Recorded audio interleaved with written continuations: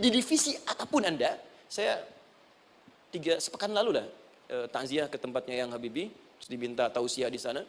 Dan saya perhatikan beliau termasuk yang paling serius ketika diberikan tugas apapun. Gak pernah diberikan amanah kecuali mencintai pekerjaan itu. Yang Habibie demikian.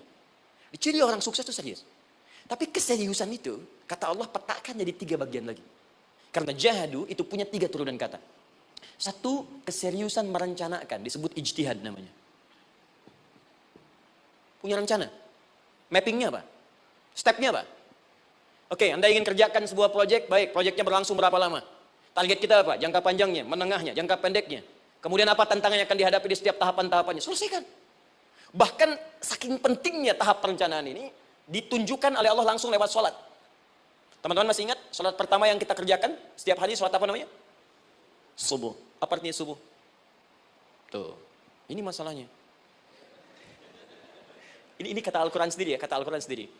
Nanti akan ditemukan orang yang ibadah tidak paham apa yang dikerjakan dan dilakukan dalam ibadahnya.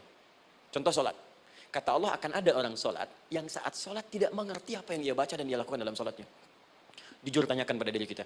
Sampai detik ini, dari sekian ribuan kali ruku dan sujud, berapa persen bacaan sholat yang kita pahami? Jangan-jangan kita ruku tapi nggak ngerti yang dibaca. Sujud tak paham yang diungkapkan. Bagaimana bisa khusyuk?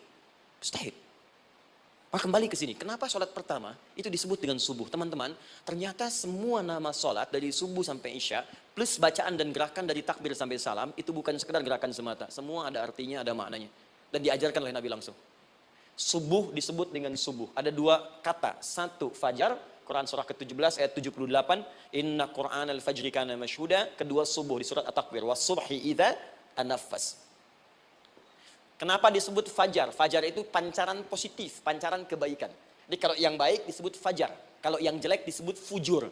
Fujur ada di Quran surah 91 ayat 7 sampai 8. Wa nafsi wa ma sawwaha fa alhamaha fujuraha wa taqwaha. Fujur itu rambatan, gelombang buruk yang muncul dari nafsu.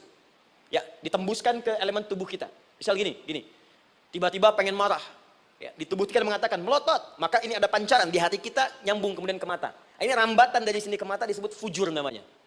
Mau ke tangan pukul, masuk ke tangan. Itu rambatannya disebut fujur namanya. Ya. Yang baiknya disebut fajar. Ya, misal saya ingin sholat, tiba-tiba hati mengatakan sudah azan, merambat ke kaki, cepat melangkah. Cepat wudhu. Nah, itu rambatannya disebut fajar namanya. Atau infajar. Ini pasti ada ya.